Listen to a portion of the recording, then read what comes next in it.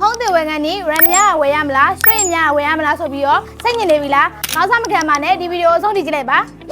အရိုးရှင်းဆုံးနားလဲအောင်အိမ်တိန်နဲ့ဥပမာပေးမယ်နော် straight memory ဆိုတာတင့်ရဲ့ဂိုထောင်လိုပါပဲဂိုထောင်ကြီးလေးလေတင့်ရဲ့ဓာတ်ပုံတွေဗီဒီယိုတွေအချင်းတွေဂိမ်းကြီးတွေကိုစိတ်ကြံအများကြီးတူလောင်ထားနိုင်လေးပါပဲRAM ဆိုတာကတော့တင့်ရဲ့အကန်တော့မဟုတ်အလုပ်လုပ်တဲ့စကွဲကုန်မျိုးလို့ပါပဲ